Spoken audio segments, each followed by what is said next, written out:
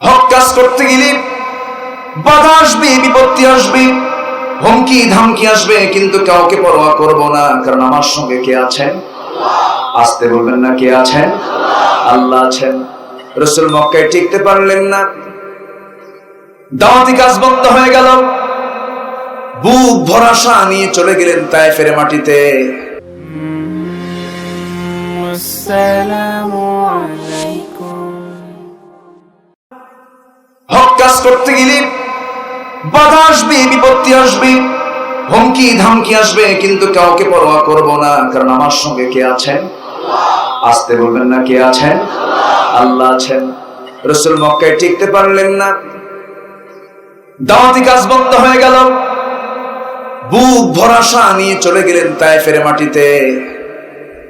আমি নিজে তায়েফ দেখেছি। তায়েফ একটা পাহাড়ি অঞ্চল। নবীজি তায়েফ দিয়ে আমার রাসূল বনু সাদে গিয়ে 5টা বছর মা হালিমার ঘরে তিনি থেকেছিলেন। কয় বছর? মা হালিমার ঘরে 5 বছর তিনি ছিলেন। বনু সাদে গিয়েছিলেন। বনু সাদের সেই ঘরটা আল্লাহ পাক আমাকে দেখার তৌফিক দিয়েছেন।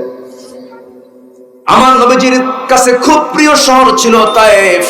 বুক ভরা আশা নিয়ে ভাবলেন, মক্কার মানুষ কোরআন শুনলো না, দাওয়াত শুনলো না, একটু তায়েফ পাশে গিয়ে কালিমার দাওয়াত দিতে যাই। দাওয়াত দিতে গেলেন, পিটন খেয়ে রক্তাক্ত হলেন।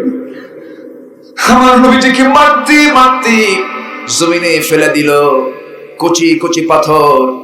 তায়েফের মানুষগুলো ফুল দিল না পাথর দিল? পাথর দিল। নবীজিকে পাথর দিয়ে মারতে মারতে কচি দিয়ে ভিতরে সেই পাথরগুলো ঢুকে যায়, ফিঙ্কি দিয়ে রক্তগুলো বের হয়। মুখ থুবড়ে রাসূল জমিনে পড়ে গেলেন, মাথা রক্ত গিয়ে পায়ে জমা হলো, জুতার তলার সঙ্গে জমাট বেঁধে গেল। টান মেরে খুলতে পারেন না বিশ্বনবী। নবীজি অসহায় হয়ে পড়ে আছেন। জিবরিল আমিন এসে বলছেন, ইয়া রাসূলুল্লাহ, ফেরেশতারা কাঁদতেছে আপনার জন্য। আল্লাহ স্থির হয়ে গেছেন, আল্লাহ পাক আমাকে পাঠিয়েছেন, আজকে আপনি যা বলবেন তাই হয়ে যাবে। তায়েফকে 2 দিকের পাহাড় দিয়ে শেষ করে দেই। রাসূল বললেন, ও জিবরাইল, আমি তো প্রতিশোধ পরায়ণ ব্যক্তি না, ওরা বোঝে নাই আমাকে ব্যক্তি আক্রমণ করেছে, মাফ করে দিলাম। আল্লাহ ওদেরকে মাফ করে দিক। আমরা তো সেই নবীর উম্মত, প্রতিশোধ জানি না, ক্ষমা জানি, ক্ষমা দিয়ে পৃথিবী জয় করব আমরা। জোরে বলি ইনশাআল্লাহ, আরো জোরে বলি ইনশাআল্লাহ। মায়ের খাবো সমস্যা নেই, তবে হ্যাঁ, দিনের জন্য যদি তোমরা সামনে যদি এগিয়ে আসো, রাসূলকে যদি গালি দাও, কোরআন কিনা যদি বাজে কথা বলো, 32টা দাঁত খুলে ফেলে দেব, ঠিক কি না? আমার নবীজি সেই তায়েফের ময়দান থেকে রক্তমাখা দেহ নিয়ে দাঁড়ালেন। রক্তে সয়লাব হয়ে গেছে আমার নবীর দেহ। নবীজি চতুর্দিকে তাকালেন, তাকায় দেখছেন কেউ নাই। চক্ষু বন্ধ করে একটা দৌড় মারলেন। দৌড় মেরে 3 দিন না খাওয়া, মাথা চক্কর মেরে ঘুরে পড়ে যাবেন এমন অবস্থা। সামনে একটা আঙ্গুর বাগান পেলেন। আঙ্গুর বাগানের ভিতরে গিয়ে চিত হয়ে পড়ে গেলেন। আঙ্গুর বাগানের একজন কেয়ারটেকার ছিল। সেই কেয়ারটেকার রাসূল কেমন ক্ষত বিক্ষত রক্তাক্ত অবস্থা দেখি দূর থেকে দয়ার পর দয়ার একটা ভাব সৃষ্টি হলো যুবকের ভিতরে। ও যুবক, তোমার অবস্থা এমনটা কেন?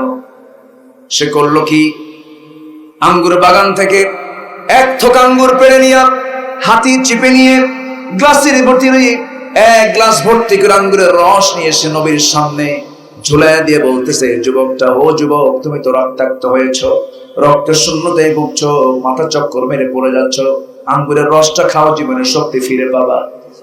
আমার নবীজি 3 দিন পর্যন্ত খান নাই। 3 দিনের না খাওয়া বিশ্ব নবী হাতটা গায়ে দিলেন গ্লাসের দিকে। নবীর কোনো অভাব ছিল নাকি? নবীর কোনো অভাব ছিল নাকি? রাসূলকে আল্লাহ পাক সবকিছু দিয়েছেন। আলাম ইয়াজিদকা ইয়াতীমান ফাআওয়া ওয়া ওয়াজাদাকা দাল্লান ফাহাদা ওয়া ওয়াজাদাকা আইলান ফাগনা। হে রাসূল, আমি তো আপনাকে সবকিছু দিয়ে দিয়েছি, সবকিছু আমি আপনাকে দিতে চেয়েছি, কিন্তু রাসূলকে সব দিয়েছেন নাকি? নেন নাই। পাহাড় আল্লাহ বললেন আপনার জন্য সোনা বানায় দেই। রাসূল বললেন, না, আমি জান্নাত চাই। জোরে বলুন সুবহানাল্লাহ। নবীজি না খাওয়া, হাতটা গায়ে দিচ্ছেন, হাতটা কাঁপে। 3 দিন না খেয়ে আছেন। গ্লাসটা হাতের মধ্যে নিয়ে তিনি পান করলেন। তিনি আঙ্গুরের রসগুলো পান করে মুচকে একখান হাসি মারলেন। হাসি মেরে যুবকের দিকে তাকায় বলছেন, যুবক তোমার নাম তো আব্বাস। যুবক বলতেছে, কোনদিন দেখা হলো না, কোনদিন কথা হলো না, আমাকে আব্বাস বলে সম্বোধন করলো, আমার নামটা এই লোকটাকে বললো কে? এবারে বলতেছে, যুবক আমার নাম আব্বাস, তুমি আমাকে কেমন করে চিনলা? রাসূল বললেন মুস্কি হাসি মেরে, শোনো যুবক, তোমার নাম আমি শুধু জানি না, তোমার গ্রামের নামটাও জানি। আমার গ্রামের বাড়ি কোথায়? নিনুয়া। আমার গ্রামের নামটা আপনাকে কি বলে দিল? রাসূল এবারে বলছেন, তুমি যে গ্রামের বাসিন্দা, আমার ভাই ইউনূস আলাইহিস সালাতু ওয়াস সালাম সেই গ্রামের বাসিন্দা ছিলেন। এবার যুবক বলছে, আপনার কাছে এই নবীর খবরটা কে দিল আপনাকে? আপনি তো জানার কথা না, আপনি তো সেই এলাকার মানুষ না। আমার নবীজি মুস্কি একটা হাসি মেরে বলছেন, ও আব্বাস, একজন নবীর কাছে তো আরেকজন নবীর খবর থাকতেই পারে। আব্বাসের বুঝতে দেরি হলো না। আব্বাস আবেগাপ্লুত হয়ে কাঁদতে কাঁদতে, খ্রিস্টানি কায়দায় সে ছিল খ্রিস্টান, খ্রিস্টানি কায়দায় দুইটা হাত নিয়ে সে নবীজির চরণতলে দুই পায়ের দিকে যখন হাতটা নিয়ে সেজদা দেবে, কিসের কাজ এটা বলেন? আসতে বলবেন না, কিসের কাজ? শিরকের কাজ। রাসূল করলেন কি? সঙ্গে সঙ্গে দুই হাতটা শক্ত করে ধরে সোজা করে খাড়া করে বলছেন, যুবক সেজদা কিন্তু কারোর জন্য নয়, সেজদা একমাত্র কার জন্য? আসতে বলবেন না, কার জন্য? আল্লাহর জন্য। বুকের সঙ্গে বুক লাগায় নিলেন, বুকের সঙ্গে বুক লাগায় নিয়ে বলছেন, যুবক সেজদা কাউকে দেওয়া যাবে না, সেজদা দেব কাকে? রুকু করব কাকে? চাইবো কার কাছে? সকল হতাশা দূর করবেন কে? সকল বিপদ দূর করবেন কে? ঈমান আনবো আমরা কার উপরে? আব্বাসের বুঝতে দেরি হলো না। আব্বাস সত্যবাদিতা এক নাম্বার গুণ অর্জন করে বলে ফেলতেছে, আশহাদু আল্লা ইলাহা ইল্লাল্লাহু ওয়াহদাহু লা শারীকা লাহু ওয়া আশহাদু আন্না মুহাম্মাদান আবদুহু ওয়া রাসূলুহু। হেদায়েতের মালিক কে? আসতে বলবেন না, কে? আমার বন্ধুগণ, রাসূল মক্কায় চলে এলেন, টিকতে পারলেন না, হিজরতের অর্ডার হয়ে গেল। নবীজি ঘর থেকে বের হলেন, কাবার দিকে বারবার তাকান, কাবার দিকে তাকালে মজা ছেড়ে নাই। আসতে বলবেন না, ছেড়ে নাই। কাবা কি কোনো ভাস্কর্য নাকি? কাবা কোনো মূর্তি নাকি? হাজর আসওয়াদ কোনো মূর্তি নাকি? হাজর আসওয়াদ কোনো ভাস্কর্য নাকি? কাবা কার ঘর? কাবার পরিচয় দিয়েছেন কে?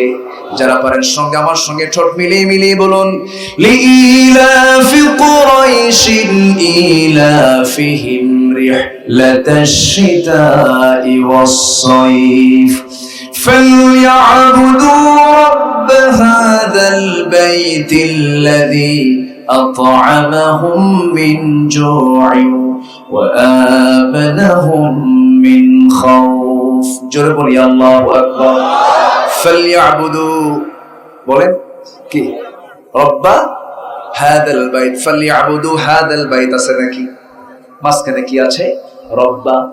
রব্বা যদি না থাকতো তাহলে ফালইয়াবুদু হাযাল বাইত যদি বলা হতো, তখন ওই ঘরের দাম হয়ে যেত, ওই ঘরের শক্তি হয়ে যেত। দাম তো আছে, শক্তি হয়ে যেত, কিন্তু ঘরের শক্তি না আল্লাহর শক্তি। ঘরের পাওয়ার না আল্লাহর পাওয়ার। কার পাওয়ার? পৃথিবীতে কোনো ব্যক্তির, পৃথিবীতে কোনো বস্তুর কোনো পাওয়ার নাই।